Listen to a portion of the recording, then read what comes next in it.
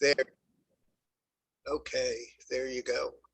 Okay, well, I'm always glad to have these little sessions, and I really like to start this one off um, with a screen share of the copper trade that we put on yesterday. It's a trade that I really liked, and I mentioned it in last week's letter, but I was a little concerned about it, and I'll show you why in 1 second. Okay, there we go. Screen share. Copper. Okay, everybody see that? Not yet. Oh, There we go. okay. So I really liked, I'm going to zoom this out a little. Okay, I really liked the way this was set up. And let's see, Friday, Thursday, Wednesday, Tuesday, Monday. Okay, so I came into the week looking at this chart, and frankly, I really liked it. I liked the uptrend. I liked the fact that it was and still is pretty oversold from this new all-time high the first week in March, over $5, and seeing a 61.8% fib retracement of the move. And, all of a sudden it just kind of turned on a dime, which I always like. But this is what was concerning me. I was concerned about the MACD rolling to the downside. I mean, it's in an area where it's rolled before, but I really, really liked it. And what happened was on Thursday, with bad news and a crappy market, we went right down and touched the 20-week moving average and closed pretty close to the high, certainly well off the lows, and up on the day. And then on Friday, we had this little narrow range day. But what is important to me was the fact that we also had a higher high and a higher low. Now it looks to me as if this 5-day, the purple line, is about to go through the 50. I mean, we went through the 20 right here. And just for those who have not been on a call with me, a 5 and 20 moving average was developed originally by a guy named Dick Donchen, who I actually worked with. I hate to admit this, but all the way back in 1973, 72, 73, 74, just as I was starting in the business. He was the head of commodities at CBWL, Hayden Stone, which became Shearson Hayden, which became Shearson American Express, etc. But that was his way of determining the trend. And, so you have the crossover here, and the trend has been a cascade down from, 4.5 or 460 all the way down here. I mean, literally cut in half from, the retracement that I just showed you on the weekly. So I really like this. It looks like it's consolidated here all last week and then closed on the high. There we go. And closed on the high. And then I look at the weekly, and I like it. I would have rather have seen a higher high here also.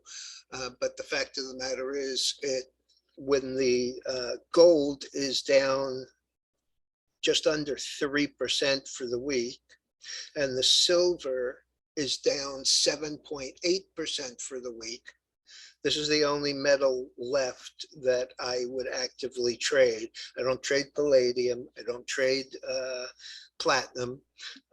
And so when you're down a tenth of 1%, you can't really call that much. And so the relative strength was pretty extreme. The other thing that happened here is on the daily, we had the MACD looking like it was going to roll. On the weekly, we had it wider than it's been. I want to say going back, here we go. It's about that wide right here at the maximum negative here. It was about that wide here at the maximum negative, and it went from just under $4 to almost 480, a 20% move in the actual commodity. So I like the chart. There were a couple of choices of what to trade. Originally, I started looking at the copper because last week when I was looking at charts, I know I told everybody I was looking at charts Sunday and Monday night. Let me just go back here. Hey, Larry, let me just go back here to our, okay, close that down, close that down. Screen sharing is pause, new share. Okay.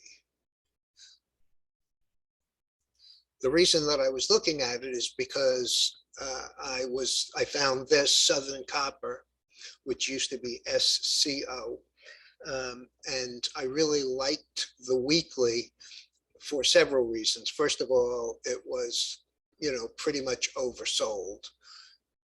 The MACD looked like it was moving up. The relative strength had already started to move up right from the bottom here.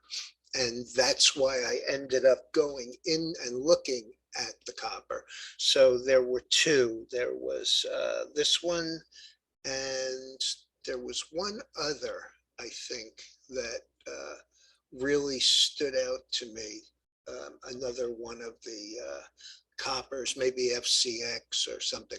I don't honestly, I don't remember. But we really looked like we were going to turn higher here. Let me just look at the weekly.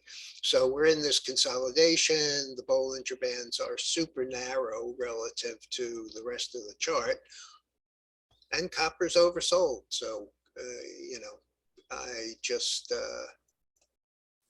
I thought that we would make that trade, and that's in fact what we did. And frankly, it looked pretty decent. There were only two things that I thought to use. One of them was this SCCO. COPX is an ETF, but it's a global miner ETF. And frankly, I had a bad taste in my mouth from the mining side when we got in Newmont, and the gold did exactly what I expected it to. And clearly my mistake not checking to see when Newmont reported, and of course it's right here, and it was horrendous, and it has not come back. Now, of course, the gold is back down, but so I decided I wasn't going to play the miners there. I mean, Newmont's been cut in half. I mean, this is the high in the gold. That's 86 and change. Friday's close is 43 and a half. And while relative strength looks like it might be bottoming, MACD shows no sign. It's just headed lower. And I'm just trying to think, there was one more. So we went into CPER. This is the copper, US copper index. And this you can see clearly. It went under, first of all, it rode I don't think you're sharing anymore, Cam. Okay, 1 second. Let's get me back.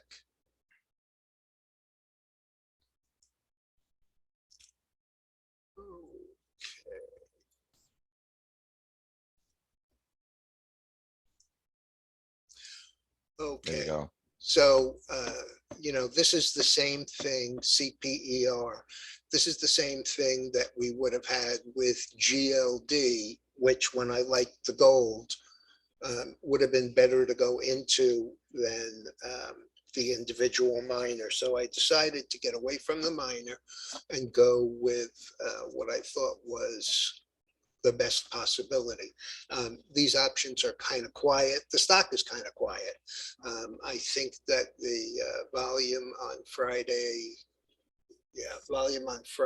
was 378. Oh, this is the weekly. Yeah, 378 for the week. I think it was about 38,000 for the day. Let's take a look here. Yeah, 43,000. Thursday, 52,000. So, I mean, at the, coming down, it was a little bit lighter here, even 59,000. So it's a little bit on the quiet side, but it is a direct play on the copper. Yeah. And as I showed you before, the copper chart looks like it could extend from here, or, more aptly put, it could have a new rally come about. So the question I would have for the other folks on the call, and then back to just a discussion of moving averages and a bias or a position to take, because you use the 5 and 20, I use the 8 and 21. I'd be curious for other people that are on here, what kind of moving averages are you using? I'm assuming you're using exponential, Cam? I'm using simple. Simple. Okay, even simple. But in a situation where you have the crossover and you have something holding what I would consider the mean, in your case, a 20, in my case, a 21, if you have the faster moving average above the slower moving average, it's holding the mean, you really can't take a short position at that. Right. You're going against, if you're a momentum trader, or if you trade momentum based on moving averages, you can't be short in that situation. So you're either going to have to, it'll be a long position, or you're say, I'm not sure, I'm not in the trade. Yeah. So that would be my comment to everybody. And it's very cool that you identified at the 618 off of the full low high swing. That's immediately what I looked at. Yeah. And when I see something respecting large time frame Fibonacci, I got to pay attention to that. Do you have an upside target? Yeah, as a matter of fact, I do. 1 second. I'm not sharing it on the screen, but I would say even if we only went back, okay, so the bottom was 6 weeks ago at the 61.8. The consolidation occurred just over the 50. I'm looking now at 38, and it happens to be in that 385 area. And the convergence on this has really been remarkable. Let me go back to a screen share, because I think this is an important point. Screen share. I think this is an important point, and I know you've made it before, Dale, and that is when you get the convergence of the fib numbers with the support and resistance numbers. And rather than looking at those ranges, I tend to look at the closes. Like when you look at this, I'm more impressed. I could care less that it went from 503 down to 446 from this week's high to the following week's low. I'm more interested in the fact that it closed 1, 2, 3, 4, 5, 6 times within pennies of each other. Mhm. before it failed here and turned down. Then I look again, and here's the 23.6. And again, we've had a sell-off from 486 all the way down to 403.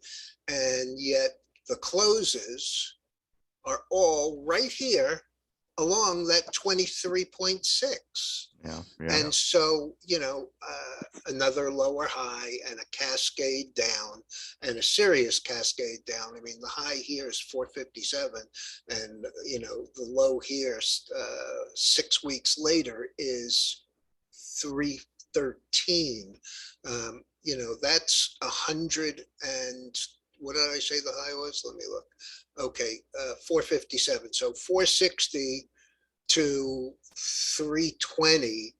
I mean, that's a 30% drop in 6 weeks for an actual commodity. I mean, one of the things that I like about keying off commodities is, with the exception of the technically based gold going negative on the expiration of, I think it was the April contract in April, where we went to minus 40. Commodities don't generally go to zero. That's the first right. time I ever saw it.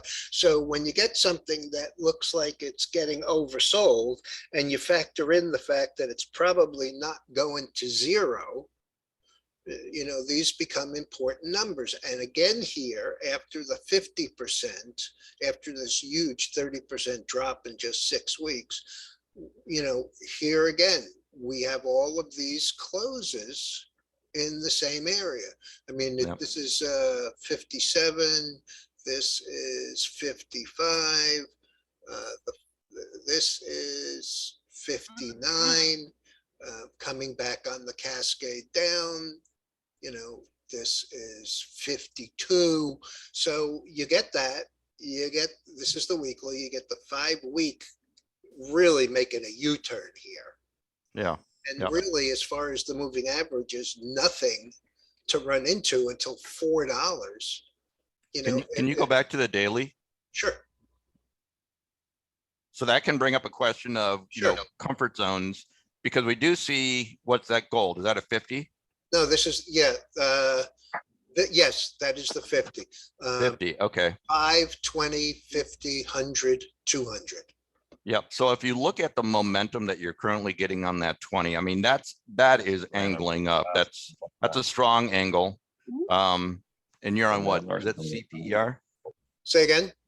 You're on CPER, or what is your Yes, ticker here? CPER. Okay. Right. Okay. I mean, that angle of that 20 is so strong, and you're getting that, it's pushing it into that 50.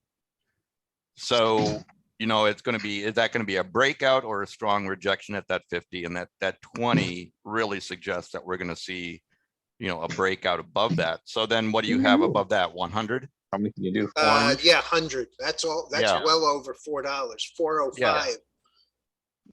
So and I don't know if you posted a target, but for everybody else, I mean, you can look at your moving averages and say, I'm going to play it conservatively back to the 100, or I'm going to play it to, I would play it off of fib levels, but you could say, what are my overhead moving averages? And Well, more importantly to me, using the CPER chart itself, the last time, if I'm using 460, 480 as ultimately where I think it could go, we're in options now for a month out. Mm-hmm. And the last time we were in that same area, CPER, looking at that chart, was 24 and a half. So given the fact that we would have a decent amount of time, just moving back to here is putting this $2.50 in the money. Mm-hmm. Mm-hmm. So I really can't complain when we pay 75 cents and I'm looking at something and just figuring if it goes anywhere near my target, forgetting about what the time value will be, the intrinsic value in the money will be $2.50. So, you know, at that point, you're talking about a 300 to 400% gain, and it hasn't broken out yet, really. It's just into this very tough area on the break. And by the way, this was an important break. This was an important break that was halfway down in that cascade. And when we broke that area at 380, you know, we were 313 in 2.5 weeks. Yeah. So that's an important area, and that's the rationale behind this. Now, from a fundamental basis, there's an awful lot of places that mine copper, but there's also an awful lot of places where copper is used. You know, the negative side of that is twofold in the housing business. When copper gets too expensive, you know, they tend to use PVC pipe. So there's that issue. But the whole EV charging network is a huge user. I don't remember Yeah. what the exact number is, but I remember reading something about 600 pounds of copper between automobiles and batteries. Yeah, there's, from what I read, it's like 4x. The amount of copper needed for an EV vehicle is 4x what a typical vehicle needs. So the thing that I've been reading, there was a great analysis, a very deep analysis that Wells Fargo did a few months ago of looking at the commodity market and this push towards either renewables or EVs or what have you. And their position is that the amount of copper that's going to be needed to actually even to get to 50% penetration of EVs, we don't know of enough copper in existence at this point to meet that need. Right. Right. Even the, you know, so currently what we have, or in the junior miners, all that copper, there's just not enough of it. So I'm very bullish. I'm still in my commodities trades. I'm holding DBC on that. And that's a hold for me. But yeah, I do like this trade. I like the structure. The Fibonacci speak to me. What I'm seeing on my chart, you use Bollingers, I use ATRs. I see my ATRs giving me a clue that I should expect upside, not volatility, because, and then I don't know, because that's the thing I like about using either Bollinger Bands or ATRs or any of those types of things, is to be able to read the bands and say, what is the band giving me a clue on? Is it flaring open, telling me, you know, if it's flaring open equally, it's telling me, all right, expect some volatility directionally, one way or another. But how is it angling can give you a clue of what is the expectation, or what are the bands preparing for. Yeah. Now, another thing that I think is very important is that in all of the metals, and again, I exclude platinum and palladium, not for any particular reason, just because there's not as much open interest in it. The commitment of the traders has seen the open interest decline pretty impressively in the gold and the silver, and also on a weekly basis. Open interest here last week was just under 200,000 contracts. At the close of this week, it's 123,000. Now, what that means to me is that it's become a professionals market, a trader's market in the metals, which is usually a very good sign. It's actually usually a very good sign for all futures, but this is the one that it looks like it's made a pretty impressive drop. I mean, 50% drop is just exceptional. So, any questions from anyone here? Would you consider the LR 75 linear regression? It's moving away from the LR. Would that impact your thesis? I'm sorry. What is it that you wanted me to look at? On the CPER, Oh, I'm yeah, looking at okay. CPER, and I'm seeing the OBV. You usually look at OBV, Unbalanced. right? Oh, yeah. And on top of that, just so that you know, when I look at, second, there, 7 gold. I'm just looking for the version that I had open before. That's not what I want. What I want is share version 7. I don't know where my other version went, but well, I'll use show Mhm. all windows.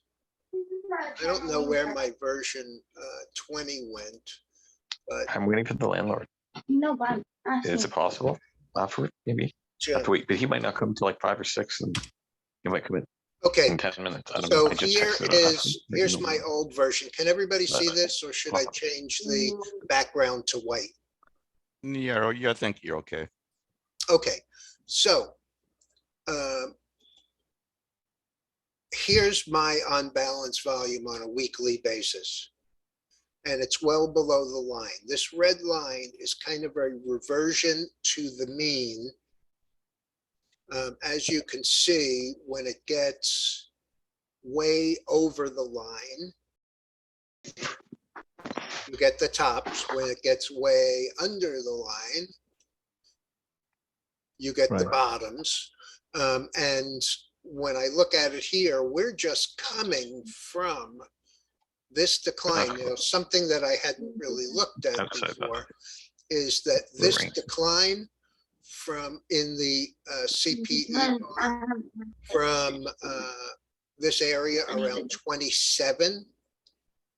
Look at how the volume dropped off, even though it was Write something. seemingly a Do your very exercise. active, seemingly Yeah, a we're- very Take a shower. Yeah, we're getting background noise from somebody. If you're not on the mic, can you mute out, please? and so I look at that and I use the unbalanced volume. Just the stochastics, we can plainly see are rolling to the upside. So I use the unbalanced volume and I use it for, as far as I'm concerned, I use it for the distance above and below Right. the, where it would return to the, to the mean. So it's conflicting between daily and weekly. So if you look at daily, it's the other way around, right? Yes, So I know. And that's why, and that was my concern initially. And so I'll make a point here. When I'm day trading or looking for a 2 or 3 day trade in an index like the S&P, some of those level 2 trades that I've put on that have been, particularly profitable. I use a 5, a 10, a 15-minute because that's what I'm looking at to trade. And so the correlation on a 2-day trade is more likely to be in the 15 or 30-minute version of it. When I look at this, and it concerns me that it might be rolling over, and I see the divergence between this on the daily and this on the weekly, I look at that and I say, I'm looking for a pretty major move that's going to be multi-week. So while I'm concerned about the daily, and frankly, I am still concerned about it, and it's the same thing in the actual commodity,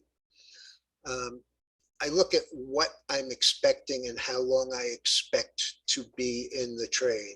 And so I find that it's more important when I'm looking for a major bottom in a, very specific kind of rally, a rally that would basically take us up to here, that's a multi-week trade. So I just give the weekly a little bit more of a, I tend to use it a little more while still being concerned on the daily that if it rolls over and breaks, that I'm wrong and I get out.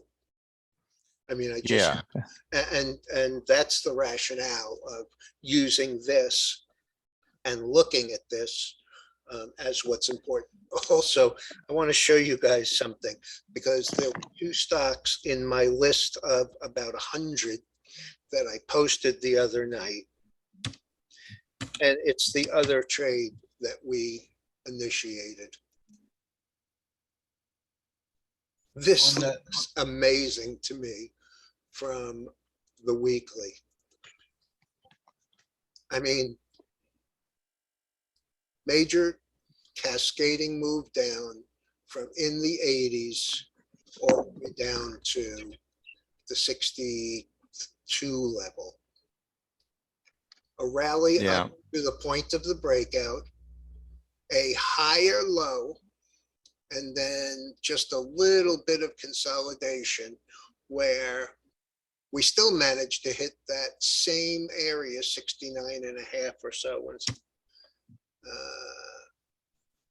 That number is just under 70, 70, 70. So this one we're in, and what is this? CTSH is cognizant, that's right. And again, it's a little bit concerning to me in that we're way, way, way oversold here. I mean, where is oversold here in this, right where this closes at just 64 and change? Where is oversold there as we were overbought when we were in the 80s and saw a move from the high 80s to 81 in, 2.5 weeks. yeah. What is that white line? Is that your upper line, Bollinger Band? Is that your upper Bollinger Band? Is The white lines. Yeah, I'm looking at that. It's the rate of change, 5-day rate of change. I relate to it the same way as Thinkorswim does for ease of movement. I mean, you see what happens when the ease of movement is tough, you get declines. When the ease of movement bottoms, you get moves back to the upside. And ease of movement is both volume and price change weighted. Okay. So I look at that and I go, okay, ease of movement just turning up and turning up after a very long, both time and distance move from, here, here. I mean, so this is the other one. We're in this. The 70s got too expensive and I didn't want to chase them. So I took a position in the 72.5s after we didn't get, actually 2 or 3 people actually got filled at my 110 level on this. And it's not on the ledger because it was only about 20% of the people who got the signal who actually got it versus the 72.5s. Sure. So, pretty nice. I like this setup. The first print over, let's see. The first print over, what's that number? 70.60. 70.54, 70.40. So 70.5. This goes through 70.5, 70.75. I think that's going to be a pretty decent trade. Sure. Also, going back to your copper, going back to your CPER, looking out, if we're going out long on copper, I think $23, $24 next year is a good bet that it can get up to it. Oh, Well, You know, So right now, so Cam, I don't know really the structure of CPER. Is it a fund like USO? it's a fund like GLD.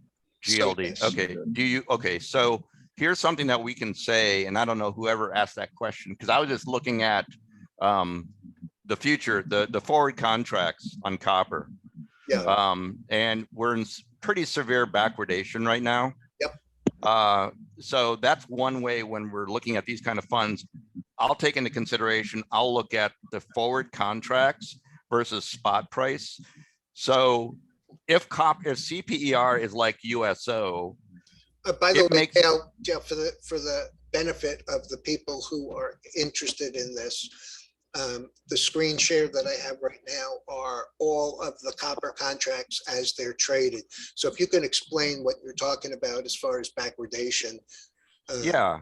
Okay. Okay, so backwardation, I mean, I look at the product depth chart on Thinkorswim when I look at it's just a quick way of looking at it.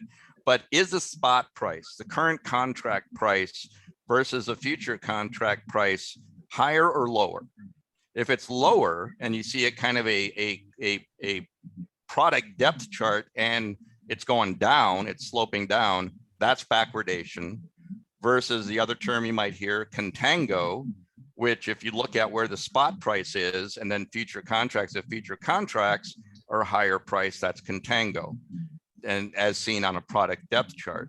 Now, these funds, they make money on the forward roll of the product that they're trading. So in a situation where there's backwardation and the contract price needs to roll up to the spot price, that forward roll is advantageous to the fund creator, the maker, right? There's that spread between the spot price and the price that they can pay for that futures contract versus what it's worth at spot. Does any of that make sense to everybody? it does. Okay, so that's where they make their money, on that spread. Yeah, let me just give one more example, going back to that April expiring contract. It has a lot to do with supply and demand, as does everything. But in that particular case, the spot was falling dramatically versus what the contracts were going out over time. I mean, it was really dramatic. And that's so the decline was dramatic, but more importantly, the relationship, as Dale is explaining it here, was really dramatic. And I will show you just how extreme that can be, where all of the contracts, in fact,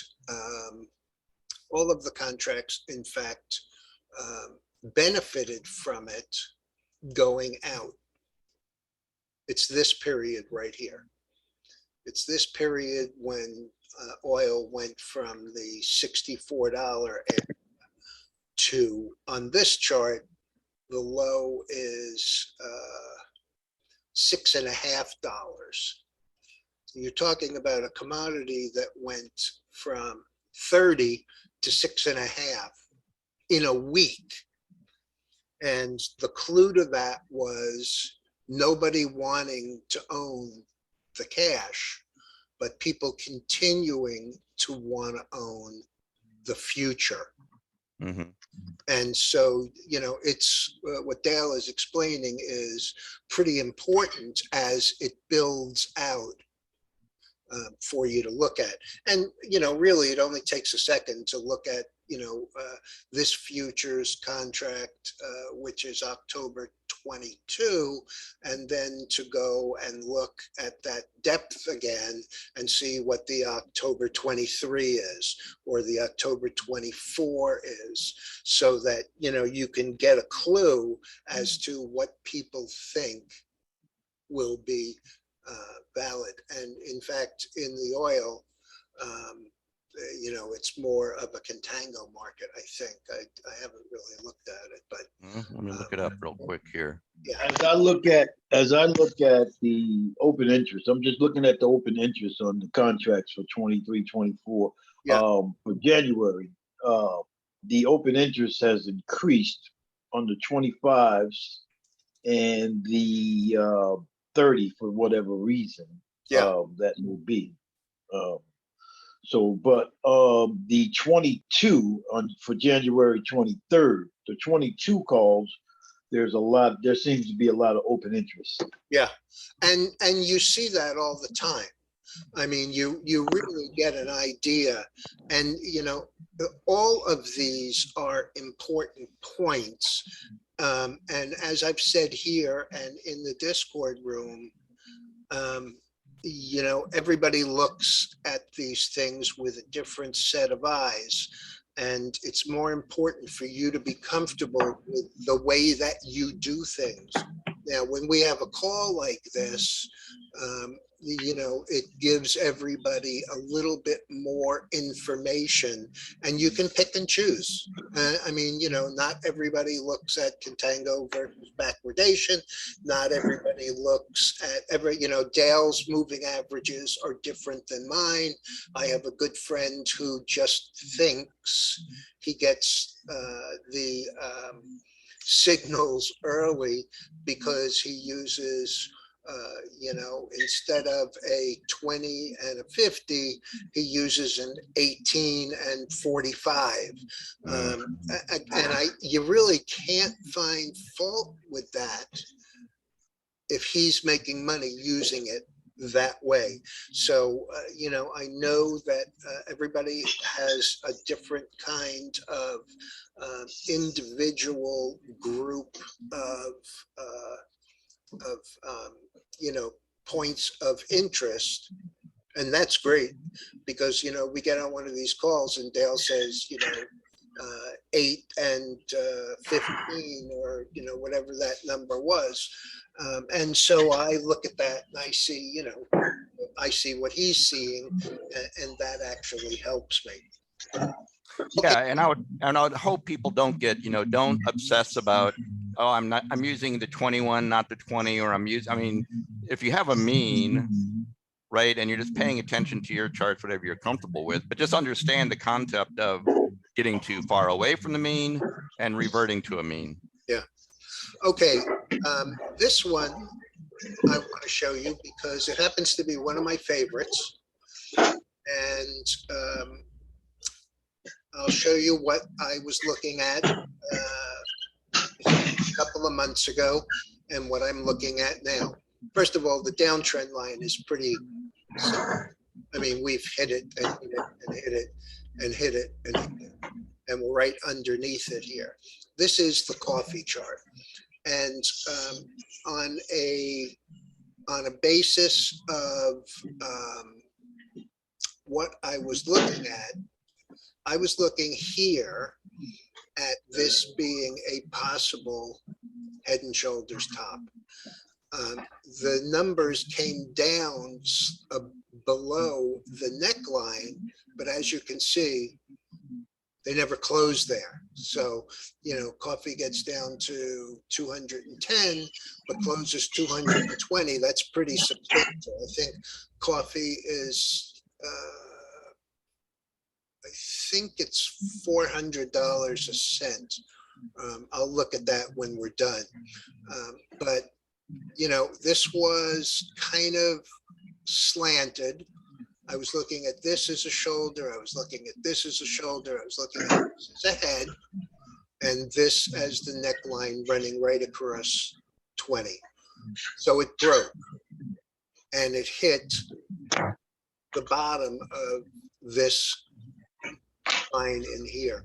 This line was the old high. The old high went through it, came back to it, and you know, it just keeps on getting back to this 216, 215 area. I use, because there's I use JO, which is the ETF for this one. I think I'm in it at $36 and change from way back here. I sold half at 54 and change, and it is currently still in the neighborhood of 59. So, you know, pretty interesting. But then after we hit that level, we broke right through the neckline over the following 2.5 weeks and got all the way up to this area of the break. And so when I was looking at this, when I was just last night, when I was preparing for the letter, you know, the individual comments where I look at the future and futures. I don't want anybody to think I can look at the future or we'd all be wealthy. I look at the futures and then I, you know, trade the ETF off them because a lot of people don't want to trade futures, but they're more comfortable with these ETFs. So I'm looking at that, and I had a friend 100 years ago who told me that when you're looking at the possibility of a Head and Shoulders, the next turn in direction usually goes where the hollows are. And I'll show you what I mean. This going from here to here, we have a U. Going from here to here, we have a U. Going from here to here, we have a U. And when it finally broke out, it went from 140 to 252 over a fairly long extended period of time. So now I'm looking at this and the hollows are upside down U, upside down U, upside down U, upside down U. And I'm just waiting to see if we were to break 200 on this. And we did it a couple of weeks ago and it closed, you know, 199 and change. If we get that kind of hollow, I'm looking at this as a shoulder, this is the head, and this as a shoulder. And if we break that and we come back into, you know, the 175, 180 area, I will tell you that, you know, JL will be down in the 50 area. Now, it's still not necessarily a sell for me of that 50 share position that we have in the $100,000 account. And I might even be a buyer down there, having sold some at 55. I think this is another one of those charts that you can look at as kind of a textbook. And this one also, open interest is moving substantially lower. We have the MACD and it's just a jumble here. You know, you just don't see that very often. And it's the only place in this chart that you see moving higher, moving below, moving above, moving below, moving above, and rolling looks like back to the downside. So, you know, it's unusual that I would be looking at a short with the MACD in this kind of a level relative to itself. Let's go a little further out. I mean, we had it here.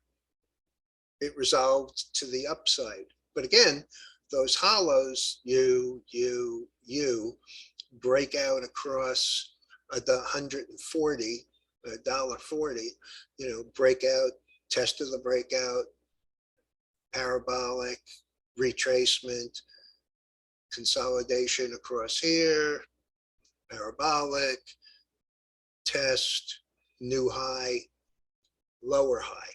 Now, a lot of my commodity charts are showing this kind of action. It looks this way in the coffee.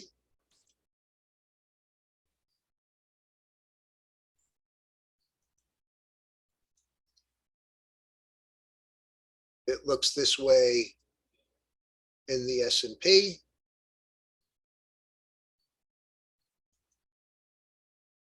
It looks this way in the crude.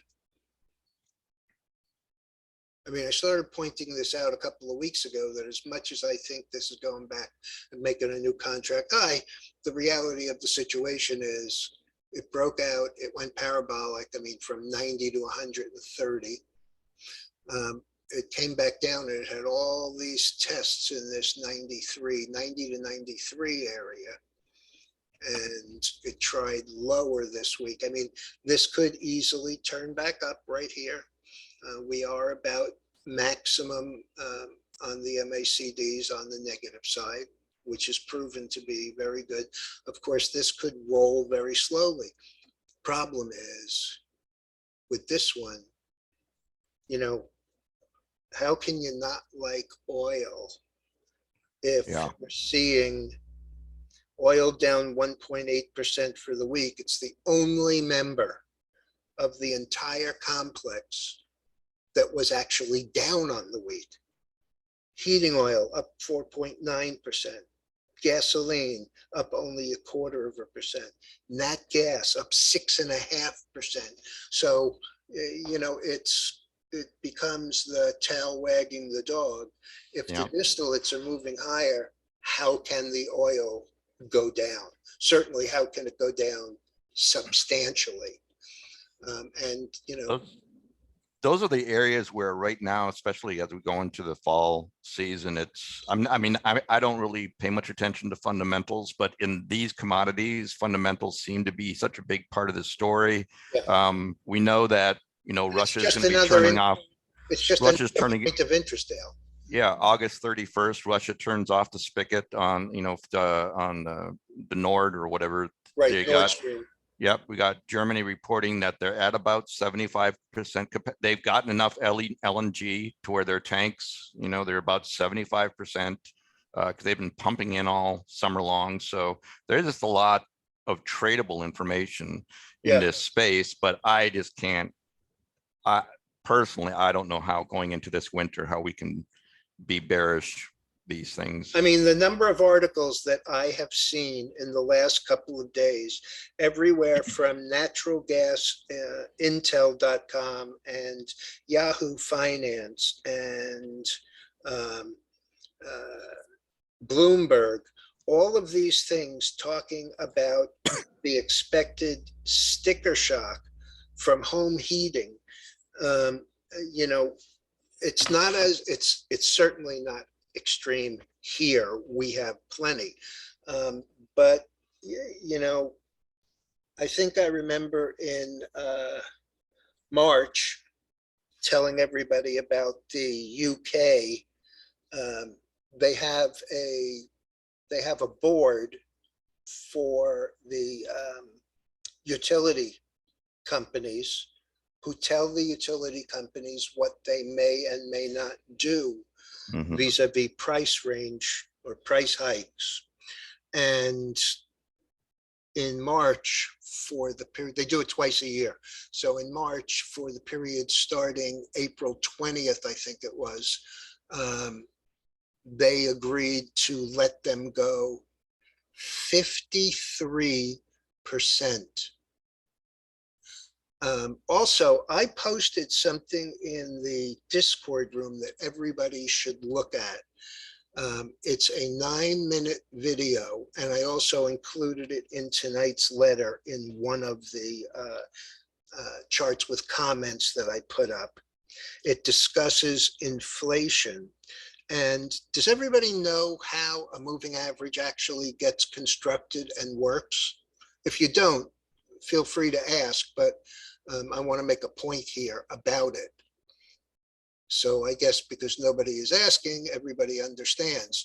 There's a chart in that presentation that shows basically what a moving average looks like in data, where a 10-day or a 10-week or a 10-month moving average is you're taking off the furthest month back and you're adding the current month to it. And so you get a new value. So the moving average is always 10 spots and it rolls forward with it. And so this guy was looking at inflation, and the numbers that are coming off are pretty high starting this month that we're in now, which means that if the numbers remain the way they are, the bent will be for the moving average to turn down. So I think that one of the numbers that he was using, there was this month a 38 came off, and basically because we had no inflation month to month, or we had no increase in inflation would be the more apt way of putting it. So I think that the number coming off was about the same, but we're going to go through a period of very high numbers coming off, which is going to make inflation look better right up until September, or October, right before election time, where those numbers dramatically decrease because, they're basically 10 months back. And in October, that'll be versus January, where inflation will look better, but in point of fact, it's not. And this guy was talking about the difference in inflation and the way that we figure it. We don't figure it the way So it was that was figured eye-opening. in the number that goes all the way back. Everybody talks about since 1980 and housing prices, but housing prices are no longer used. They screwed around, and I think that the term that they use is housing rental equivalent.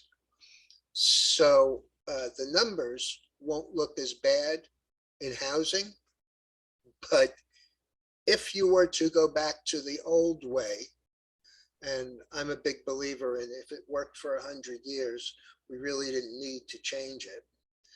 But politics always take hold here. Sure. The number in housing costs would be about 14% on a monthly basis, year over year, but on a monthly basis. He also takes out food. Inflation in food looks like 6 or 7%, which is high anyway. But in point of fact, it's over double that. It's 13 to 14%. And anybody who goes to the grocery store, I was in the grocery store yesterday, and some of the things that I bought were, those paper towels where you got a big bundle of them, and they're 8 rolls equals the equivalent of 20 of the individual rolls. Well, those things that I used to be able to buy for $15, which was on sale for about $3, which is a decent savings, $27.95 yesterday. I saw meat, and this is in a grocery store. This is not in a butcher's shop where the prices are higher anyway. In the grocery store, I saw meat that was, I think it was hamburger or something, and it wasn't the lean 90%, 10% fat, 90% protein. It was save $4 a pound. This stuff was only costing $5 a pound 2 years or 3 years ago. Now it's saved $4, and it's still higher than what it was before.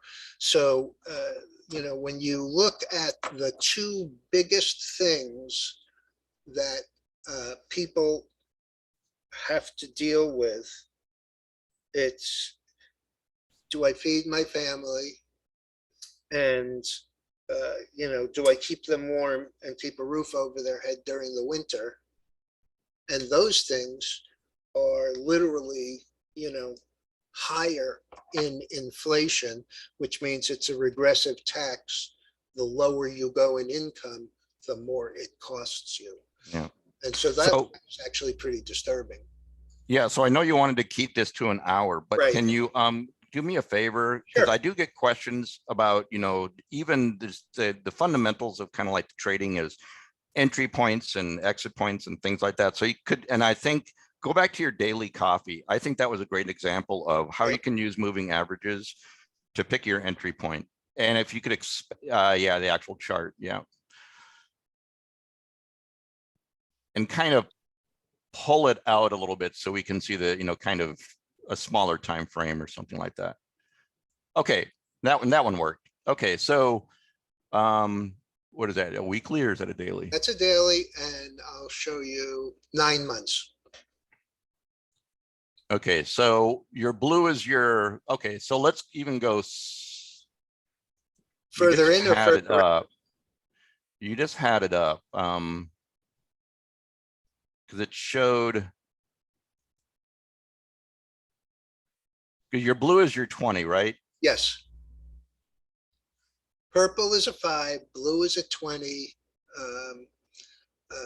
orange is a 50, red is 100, and the light green one is the 200. You must have had a weekly chart because it showed the 5 coming right to the 20. Pretty much that. Okay. Right? You can see the 5 crossing below the 20 in November. Right. Right. Yep. Here. And then right there where the 5 just came up to that 20 and failed. Yep. Under your head and shoulder. So that would be the head part of your head and shoulder. Right. Okay. Right here. Right there. Yeah. So, I mean, so right now where we're at for everybody, as far as an entry point, if you look at what's happening on the 5 and what's happening on the 20, and if we say, okay, the faster moving average is below the slower moving average, and this would be a question for everybody, would this be a short or a long? If you were going to, I mean, it's a binary decision saying if you're going to pick between one or the other, would it be a short or a long for you? Well, because I'm a contrarian, I look at, you know, the place where I can short it. If I think this is a head and shoulders, then I'm going to want to short it in the optimum position. And that optimum position to me looks like right here below the downtrend line. And it gives me an area to stop it. I mean, I could get out of JO, and just so that you know, the difference between shorting it here and stopping it out on the break above this is probably only 50 cents or $1 in the JO. Yeah. Difference. And that's kind of my point, because I know a lot of people, I mean, the use of stop losses and then saying, you know, I got ran over or I got stopped out. You know, the other side knows where the stops are sitting or would be sitting, especially for retail. But as far as an entry point, when you see what that 5 is currently doing and you say, oh, okay, the 5 is below the 20, I'm going to go short. But with a little bit of patience, you should be waiting to see what is that 5? Is that 5 heading back to the 20? Right. And if it's heading back to the 20, I need to be patient. I need to be ready to put in a short order based on what that 5 does. If it rejects it beautifully at that 20, like it did before, that would be your entry point. But my answer to that, to people that have asked that before, is no, I wouldn't go short here, not based on what that 5 is doing. No, because you can't know when you're wrong. Right. You're not going to know even that you're possibly wrong until 223, and you're talking about shorting it at 213. Let me just take one look at something here. Because especially, and I don't know the trading experience of everybody here today, okay, but because this is just so that you know, this is a 5 cents equals 1875.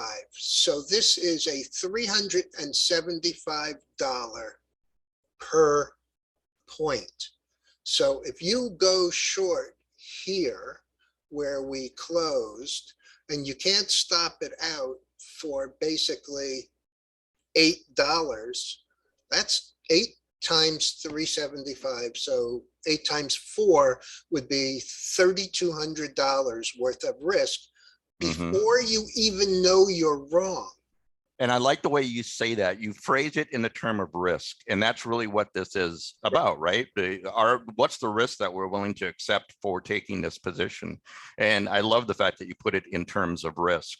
And the reason I wanted to bring that up and get into this was, and I know this is recorded, so hopefully other people that maybe are newer in their trading journey will hear this, but I mean, it's that thing where if you're willing, if you see what the 5 is doing currently and you go short here, you need to accept the fact that you're going to be probably sitting through some uncomfortableness because you entered too soon, right? And as that 5 moves back to the 20, now you're getting antsy. Now you're saying, did I make a wrong decision? Now you're doubting yourself. Now you're starting to go down that dark path, rather than just waiting for my hypothesis is the 5 is going to go back to the 20, and that's where I'm going to enter my short position. I mean, or if it crosses, you didn't enter. Right.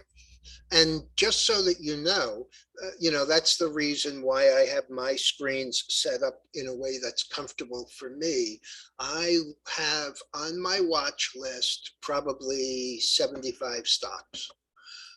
And each of them has a different profile, let's say. But here's what you have in common when you do what Dale is talking about. Look, this is a 3-year weekly. Look at the number of times that 5 and 20 looked like they were crossing and didn't. And you have another one here, and you have another one here.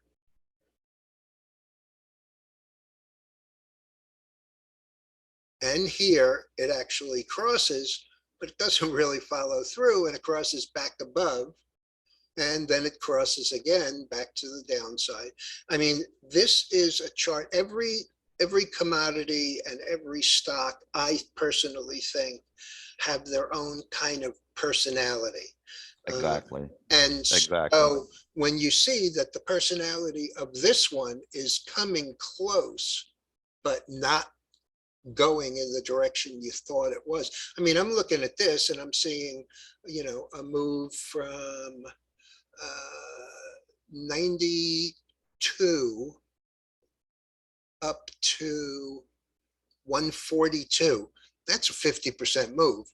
But more importantly, it turns down, comes up and makes a lower high, like a lot of them are now, turns back down, but then consolidates and then goes through. You know, I'm saying to myself, wow, this is very whippy. But in fact, and this is an overstated generalization, but what you see we have here is kind of the same thing that we have in the oil over here where it is now, where it looks like, you know, we have a lot of inflation, but it looks like it's topped out, and you're hearing all of those teleprompter readers, and that's a derogatory term, by the way. Having all these teleprompter readers telling you that it's, you know, that it has made a lower high and it's made a lower low and it's breaking down and, you know, inflation is gone. This is the way commodities trade. And sometimes you have to wait until you can see the whole picture to really know what's happening.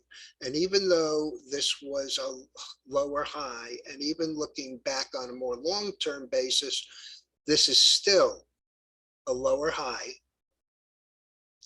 right up until the time that it broke out. And what a hell of a move it had, breaking through here. Let's call this 142. Let's call it 145. We go from 145 up to 260 at $370, $375 a point. That's a hell of a move. I mean, this is, I can make your year. It's life-changing. Yeah. You could almost be like that Bed Bath Beyond kid. One contract at 375 a point, 375 times, what did I say? 145 to 260. That's 115. On a one contract trade, the margin for which is probably around $2,500. That's a $43,145 move.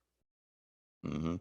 And so if things get bad during the winter and we have the kind of inflation that we look like we might have, all of these futures contracts, and they all look the same, as I showed you on those little higher, lower highs, etc. We have it here in coffee. We have it in the gold. We have it in the crude. I mean, we have it across a whole bunch of things.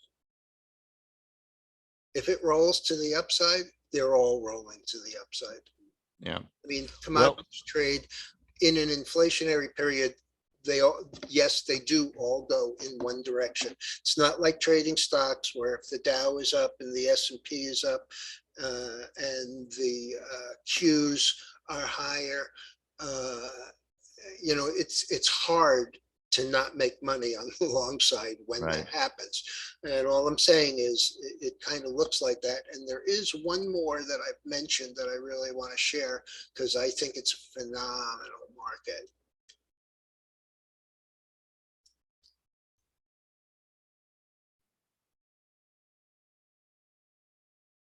Cotton. I want to go a distance to show you. Cotton is traditionally a, let's call it 60 to 90 cent commodity. It got up here to 156. It came down and bounced off the 50-day, or this one is a 50-month, down here at 81 and turned right back up and closed 116. Think about how much cotton we use. Think about what cotton, if it turns higher, is going to do to companies like, I don't know, PVH, Phillips Van Heusen, Levi. Levi uses 2 pounds of cotton in a pair of jeans. I just happened to listen to an interview of the CEO when they reported a week and a half ago. 2 pounds, just to give you an idea, forgetting about labor and machinery and everything else. 2 pounds, the difference in a month being from 82 cents a pound to $116 a pound. That's a pretty big input cost to have to absorb. And really, that's the threat of inflation across the board, because companies that do that have only 2 choices. And this is what's going on in retail right now. They only have 2 choices. As they have excessive inventory, as they did at TJX, not TJX, I'm sorry, Target and Walmart, they only have 2 choices. They can let the margins decay, and you can see what will happen to the stock as they warned, and we came down in a month, 2 months, 254 to 145. That's a hell of a move for a stock in 2 months. And that's what we're all saying here in Minneapolis, for sure. Yeah. And so the question is, do they hurt the shareholders and the stock by not raising prices, or do they hurt everybody and raise the prices and let that inflation flow through in order to help maintain their stock and punish consumers. You know, I mean, maybe there's a balancing act where, you know, they can move in, but one way or the other, they're either going to have their margins squeezed and lose money, or they're going to cause inflation. Honestly, but you know, what do you think they're going to do? They're obviously going to raise prices. And that's why I look, and you know, I mean, a corporation is an entity that is first and foremost something to make money for their shareholders. So you know which way it's going to go. And you look at a Walmart where the lower echelon of income shops, and I mean, there are times I'm not a big Walmart shopper, but there are certain things that supply chain wise, like the food that my dog happens to like, that they don't carry in Shaw's or Stop and Shop, which are our two big local markets in California. You know, it's Albertsons and whomever else. In Florida, it's Publix, you know, all of these machinations of it.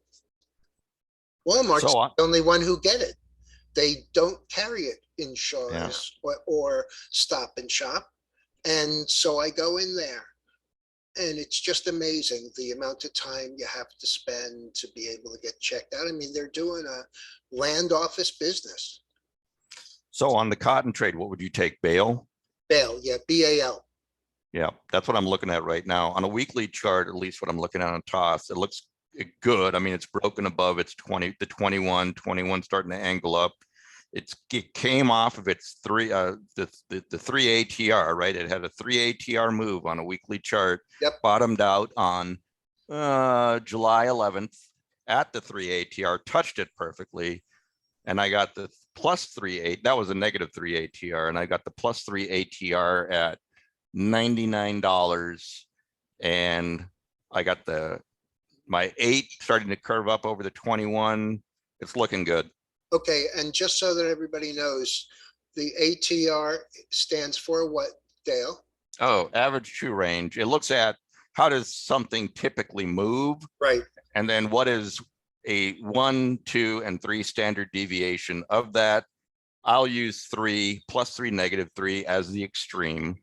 Or I'll look at my plus 2. Let's say if it's an up move, Yeah. if price is maintaining between the plus 2 and plus 3, that's super strong. But you also got to realize that Okay. that can't be sustainable. Just so everyone knows, the lower of those two that Dale is talking about is the 2 times deviation. And that is what the Bollinger Bands are. We haven't mentioned them at all, but here I put them on that Okay. BAL. And so, you know, you look at this, and this is 2 years of weekly, and it only gets out of there before it comes right back in once in 2 years. So you have to figure that's, you know, a pretty good observation point for this. Here, Yeah. it gets all the way up, you know, towards this. And then all of a sudden, as a cascade down happens after this consolidation, it gets right back down. And of course, the convergence here at about the same price, about 56. And we get this low of, hey, 56.20. So we bounce off this 100-week MA, which also is the closest that it has come to those 2 standard deviations that it has since, you know, bouncing up against it on the upside. And so this is just another point of things that you can use. This is Bale, so you can see that. And I'm going to go with. Quick question, Dale. Yeah. Yeah. Hey, what value do you use for ATR? What are you trading on? Thinkorswim? Thinkorswim. Okay, so just in the tool, depends on what I'm looking at. And I don't know who asked that question, but it depends on what I'm looking at. If it's something that there's a lot of volatility, like an index or something like that, I'll just go into my tool, and in the settings, you'll just do +2 plus. I create multiple instances of it, just so you know. I install the tool 3 times, right? So I have 3 installations of it. And that way I can have +1, -1, +2, -2, +3, -3. Oh, I was asking, it's Larry, by the way. I Hey, was Larry. asking, how many days do you use to compute the ATR? Oh, it's a constant on my chart. So whether I'm looking at a 1 year, daily 1 year, I'm looking at a weekly 5 year. I'm just so most of my trading is going to be, again, so it's if I'm trading the SPX, right? If I'm doing my 0 data expiration type of trade on the XPS, I'm trading off of a 30-minute chart, but entering on a 5-minute chart. If it's another trade, I'll be using a daily chart, like a daily 1 year. Those would be my inputs. Did I answer that? Well, for example, if it's the number of periods, so is it Oh, I'm 14 sorry. bars? Okay. Is it 10 bars? Is it It's usually 21. 21, I just use a 21 as a standard for everything. 21 bars for ATR? Yeah, because I'm using 21 as my mean for my moving averages, right? Oh, I always okay. consider, so I'm just kind of keeping everything relevant to that 21. I'm sorry, I missed. And what's Got interesting it. about that number, Larry, is that represents basically a month of trading. Yeah, Right, right, And that the average month of trading is 20, 21 or 22 days. right, right. yeah, And so, sorry, I well, misunderstood the there, question. now, this is the actual cotton chart, not the bale chart. And as Dale likes to put it, from the convergences, look at this. The 0 line on Fibonacci consolidates at 23.6 and breaks out, goes within inches of, what's this, 38.6, Dale? Mine is usually 38.2. Okay, but so it's 38.2, goes right there and turns back down. When it recovers here, breaks out and goes, oh goodness, exactly to the 50. So, it's pretty unusual that you get that kind of confluence, but look at how much sense it made. We cascaded down, we came back up to right around where the top of the consolidation was, and we went back again to test it. We had an inside week where it was literally a 61-cent change, so basically unchanged. Tested it again, and as soon as it went through 21, it almost immediately moved to the next with a gap, and then the follow through was again right up to the same place. It's also the place where it broke to the downside from. So, you get these, but again, 2 years, once outside two standard deviations. And I think that, I don't know what you're using. I don't know if what the different things show, but when I look at this and I go to add it, it gives me the option to go width of 20 period and 3 or 2 or 4. I mean, you set it up the way that you find works the best for you. And all of these systems and platforms all give you, you may have to look for it, or you may have to call, who owns Thinkorswim now? TD Ameritrade? And Yeah, who do they own? Who's owned by them? TD Ameritrade is no longer independent either. They merged with Schwab. Schwab. Oh, Yeah, Schwab, okay. that's right. So you have Schwab, everybody has the ability to set them up the way you want to set them up. And again, I'll have to say in closing, nobody's numbers are better than anybody else's numbers. Nobody's setup is any better than anybody else's setup. But your personal trading personality will show you what works for you is what you use. Mhm. It's not, you know, Dale uses 21 and I use 5 and 20. You know, neither of them is particularly important to you if you're using, you know, a 7 and 17, something I've never seen. Doesn't really matter. If that's what shows you with your personality and your trading, if that's what works, that's what works. Things work differently for everyone. You know, in the old Adam Smith book, he talks about a guy who he goes to visit in New York, and the guy's a Texan. He's got an office in the Empire State Building, and the guy walks in and he sees the guy's feet up on the desk with his cowboy boots, smoking a cigar, looking at it, looking at the tape, and goes, "Oh yeah, this ain't right." You know, I mean, this is too easy. This is too anything. And so, you know, he shorts the market and makes a ton of money. The bottom line is, what works for you is most important, because you know what your risk tolerance is and you know how you react when that risk tolerance, I mean, frankly, I know myself in a lot of these 1 and 2 and 0 day to expiration trades, whenever I look at it and I go, oh, you know, this is just not working. I think, you know, I'm at a loss here. And the number of times where if I sat for another nickel on a 60-cent option, Mhm. you know, and then saw them go. I mean, frankly, I was in Bed Bath and Beyond with the 5 calls that expired. My 5 calls expired worthless last 2 Fridays ago.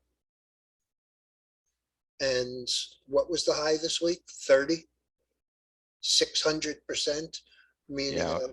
my 40-cent calls worth $25 at the high this week. I mean, you know, that's pretty much life-changing too. But I know when I know what my risk tolerance is. And so, you know, I just get used to it. You know, the guy whose risk tolerance here was, if it breaks through the bottom of the Bollinger Band, I guess I'm wrong.